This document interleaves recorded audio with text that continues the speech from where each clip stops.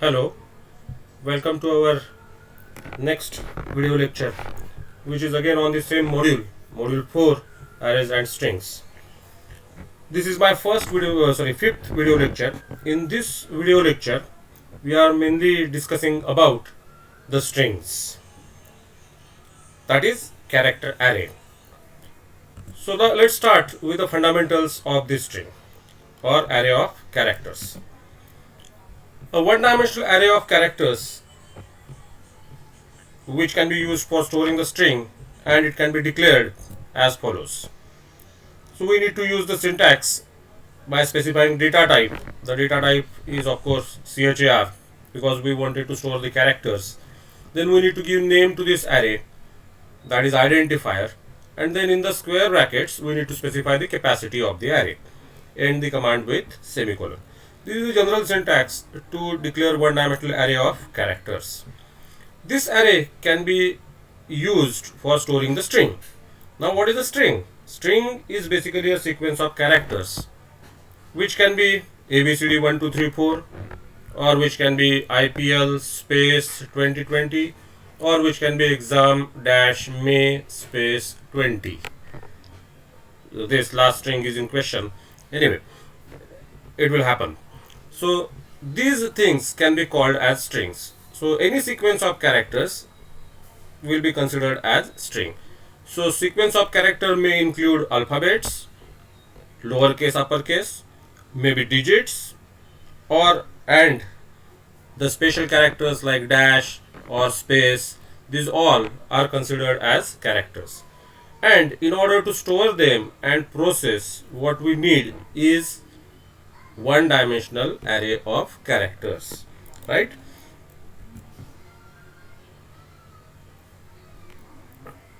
Now let us consider that we have declared array of characters like char s and with the capacity 10.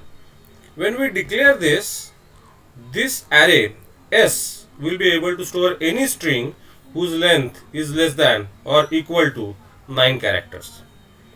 Though the capacity that we mentioned is 10, it cannot hold 10 characters. It can only hold any string that is specified of length up to 9 characters. Why? Because one element of character array is always reserved to hold the end of string character. Now this end of string character is a special character sequence which consists of backslash along with 0, and this character is known as null character. So every string that is stored in the character array must end with a special character sequence known as EOS, end of string character, and symbol of this character is backslash 0, right? Let us see how this works. After declaration, we need to find how to initialize this character array. So character array can be initialized by using two methods, either by using initialization declaration or by taking user input. Now let's see first method. We wanted to initialize the string when we are declaring it.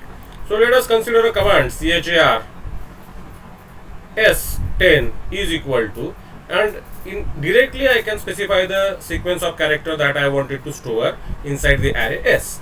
But the requirement is this sequence of character should be specified in the pair of double quotes. Or same operation I can do by using another option. I can say char s10 is equal to, and the characters that I wanted to store, I can enclose them in a pair of curly bracket, and every character constant is specified by using single quotes. So this is first character constant, second, third, fourth. Likewise, this is last character constant. So there are two options when we are doing initialization in declaration. Either I can specify string like this, or I can specify string like this. What happens when this command gets executed? When this command will be executed, the array s will appear as follows after initialization. So you can see this is array s. This is s0, that is first element of the array, s1 second element of the array, s2 third element, likewise s9 last element. And what you will find is the first element is initialized with a, second is initialized with b, then C, D, likewise up to 4. So this is the string that we specified as a part of the command. And then \0, that is the null character, will get automatically inserted at the end, and last element will remain uninitialized. So out of the 10 elements of this character array, we have filled only 8. 9th is filled by using null character. We have not specified it. It will get automatically appended, and the last element of the array, that is 10th element of the array, will remain uninitialized. This is how the array S will appear when we do initialization in declaration. So we can try a small program where we can perform this operation. Let us go to the Turbo C environment where we will perform this operation. So this is the Turbo C environment. Let me declare one character array. So I can declare it like this. Let's say character array S 10, like this. Now I will write CLR SCR. Have we initialized the character array? No, we have just declared it. So this is called as declaration of a character array. So after declaration, I wanted to see what are the contents of this character array. So I can display the contents of the character array by using a printf command saying %s. This is the format specifier going to be used because we are trying to display a string, and for a string the format specifier is %s, and I will specify name of the array, that is S in our case, and then I will write get ch. So let us write only this small program, declare array, and try to display its contents. We will compile this and we will run this. So what I am getting in the output is some symbol which is coming because of the garbage value present in the array S. Now let us initialize this array S by using some string, like I have already said, ABCD 1 2 3 4. Close the double quote. Now this is known as initialization in declaration. So we declared the character array as well as we initialized it. Let us compile this program and we will run it, and what you will find in the output is whatever string we stored in the character array, that will be displayed as it is, ABCD 1 2 3 4. So this is one way to initialize the character array by using double quote and sequence of characters. Second option is also there. In that case, what I need to do, I need to open a curly bracket, and then I have to specify the characters which I wanted to store. Let's say A, B, then P, then let's say value or digit 1, but this has to be specified in a single quote. Then let's say space, then let's say any special character like dollar. Where is dollar? Dollar is missing. Yes, dollar, like this. So I can specify whatever characters I wanted to store in this by using a pair of curly brackets, and every character must be separated by using comma, and it has to be a character constant, that means enclosed in a single quote. Let us compile this program and we will run this. What you will find in the output is ABP1 space dollar. Whatever characters we have stored, they are as it is present and displayed by using a function printf %s. So this is a very small exercise, that how to declare a string and how to initialize it in the declaration. But this method is useful when programmer is doing the initialization. But in most of the cases, we want user should perform the initialization. User should specify the string that is required to be stored. So what we need to do in that case? We need to perform string input output operation. What is string input? The process of reading string from user through keyboard and storing it in character array is known as string input. So it's a very simple process. Read the string from the user through the keyboard and store it in the character array. How we can achieve this? It can be performed by using predefined function whose name is getS. So now we are going to learn a new function, that is getS. This function is used for string input operation. This function is present in the header file stdio.h. That means you need not have to include any new header file. stdio.h will do, right? How this function works? The getS function accepts sequence of characters typed by user and stores them in destination character array. Then question is, how many characters it allows to type? You can type any number of characters till you do not press enter key.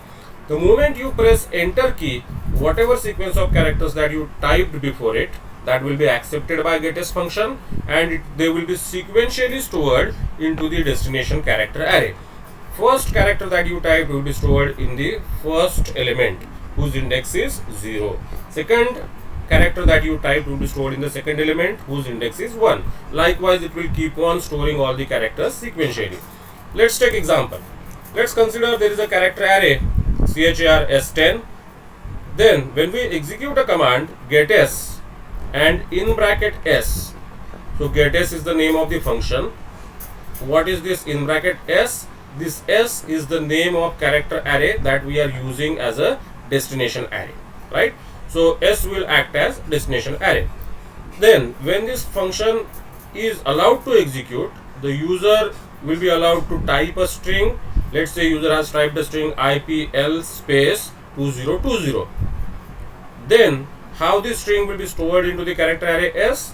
It is going to be stored like this. This will be array s and its context will be like this. So I is the first character type that will go into a 0, then P, then L, then space, then 2020, and you can see the getS function also inserts null character after the last character that is entered by the user. Last character entered by the user is 0. So after this 0 in the character array, getS function automatically inserts null character. And the last element which is not initialized, which will consist of a garbage value. So out of the 10 elements that are present in the array S, the first 8 elements are filled by the characters entered by the user. 9th element is filled by null character which is inserted by getS, and last character or last element will remain uninitialized. This is how the getS function will work. So I hope you understood this getS function, which can be used to perform string input operation. Let us see the string output operation. The process of displaying string which is present in character array on the monitor is known as string output.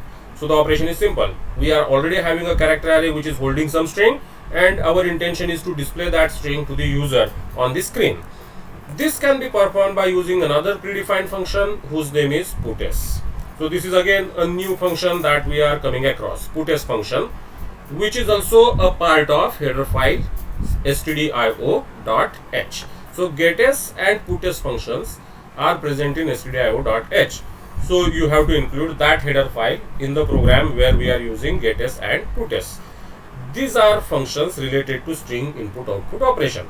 In one of the university question paper, the question was asked like this: what is string input output, and explain the functions used for string input output operation. So I hope you are getting the answer of that question. We have to explain getS function as well as we have to explain puts function. What the puts function does? This function reads the sequence of character present in the source character array and displays them on the screen. Now let's take example. Let's consider a character array S10 which is initialized as follows. Let's say it consists of this string which we already seen. So array S already consists of this string, that is IPL space 2020, null character and the garbage character. Then when we execute a command puts s, what will be the output? The output will be IPL space 2020. So this will be the output on the screen. Let's check this by actually writing a small program on the Turbo C. So what we will have now, we will declare a character array. We will not initialize it in declaration. We will have only declaration because we wanted to perform initialization through user input. So obviously I should give some message to the user at the beginning. So I will ask the user enter any string. So let us say this is the message displayed to the user. After reading this message, user will try to enter a string. We have to accept it and store it into the character array S. For that we will write a command getS in the bracket s. So when this command gets executed, the computer will go into wait state and it will expect user to type input and press enter key. The sequence of characters entered by the user will be stored into the character array, destination character array s, right? And then after storing the string, we will try to display it to the user. So I will write printf. I will give a message, let's say your string, and then we will try to display it by using putS function. As you can see here, the string can be displayed by using printf function, as well as the string can be displayed by using putS function. But when we are displaying the string by using putS function, we do not require any format specifier. We need to specify only name of source character array. So character array s will act as destination for getS function, and character array s will act as source array for putS function. Let us compile this program and check the output. We will run it. It is asking me to enter any string. Let's say the string is IPL space 2020, and then when we will press enter, this is what will come in the output. Your string is IPL space 2020, right? Now, what will happen if I enter a string whose length will be more than the capacity of the array? Let's check. We will run this program. We know the capacity of the array is 10. So I will try and enter a string whose length is exactly 10 characters. Let's say A, B, C, D, E, 1, 2, 3, 4, 5. So total number of characters that I entered is 10. When I press enter, it will get displayed properly. Now let us run it again, and now we will enter a string with length larger than the capacity. Let's say A, B, C, D, E, F, 1, 2, 3, 4, 5, 6. So I have entered a string with 12 characters. When I press enter, even this is also displayed. So this is really surprising. But what compiler says, when we declare character array of capacity 10, you should be restricting user to enter less than or equal to 9 characters.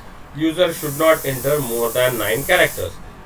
What if user enters more than 9 characters? Right now we have seen it. Sometimes it works fine, sometimes it may not.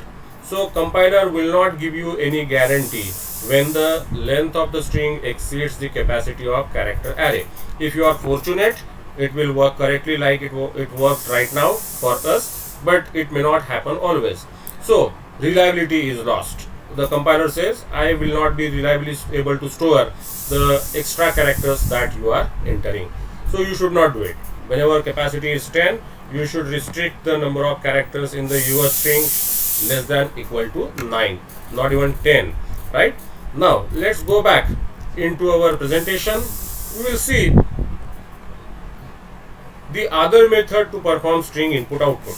The other method that I can use for performing string input output is this. The string input can also be performed by using scanf function. As we know, scanf is a standard function to perform input operation. Scanf can be used to read integer numbers, float numbers, characters. Also, scanf can be also used for reading a string.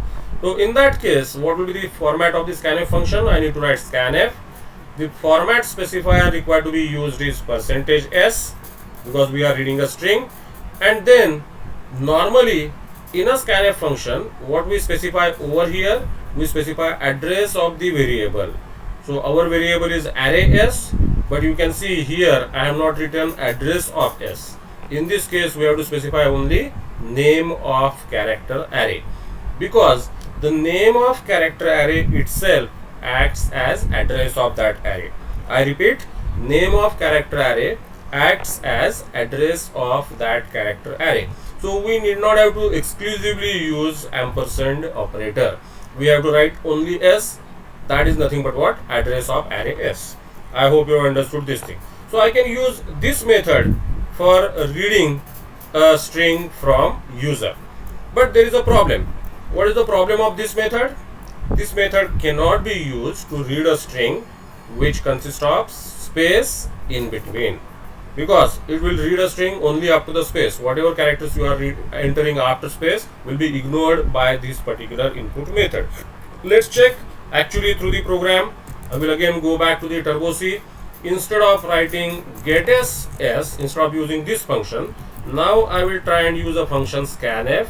I will write %s as the format specifier, and s is the name of character array, where s will act as address of array.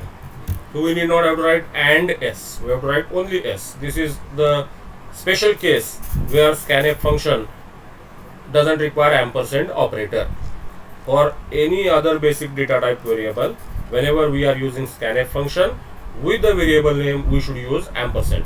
But whenever we are using scanf function for reading string input, ampersand is not required. Now let us compile this program and check what will be the output. So I have compiled it, and when we run it, it will ask me to enter any string. So let's enter a string IPL space 2020. So my string consists of space in between. When I press enter, you can see what is accepted by scanf is only the characters which are present before space, that is IPL. 2020 is simply ignored. So scanf function fails to read a string if it consists of space as in between character. Let's try again. We'll run this program by entering a string which doesn't consist of space in between. When I press enter, you can see this string is accepted reliably by using scanf function. But getS function can accept any string with space as well as without space. So most of the time or always, what I recommend is whenever we are performing string input operation, do not use scanf. Instead of scanf, we should use getS. I hope you have understood the limitation of scanf function. Let's go back to our presentation again. There is another method to display the string also. String output can also be performed by using printf function, and it can be performed like this, that is printf, then format specifier used is %s, and then s. This command will also be able to display a string. Let's check this in the program. So here what we will do is, instead of displaying string by using puts, we can try and display it by using printf. We will write %d, not %d, sorry, %s, and name of the array is s. Now let us compile our program and run it. Let us enter a string, let's say fe space cmpn, and then when I press enter, what you will find in the output is only fe. Why only fe? Because we use scanf function, so whatever is present after space will be ignored, only fe will be stored. Let's run it again, and this time we will enter a string, let's say May 2020. When I press enter, it will display everything, May 2020.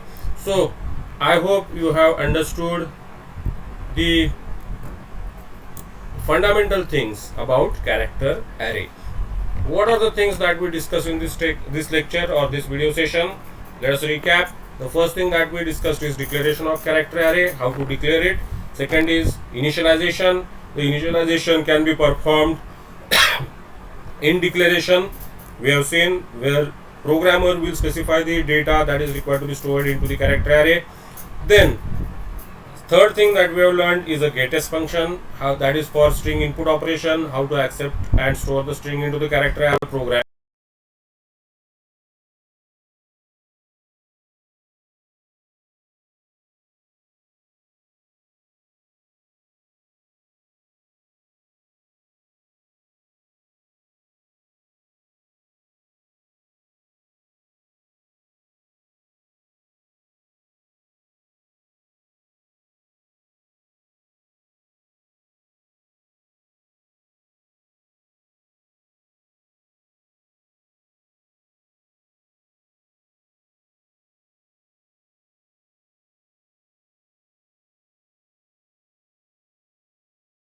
By using strings. So till that time, bye bye.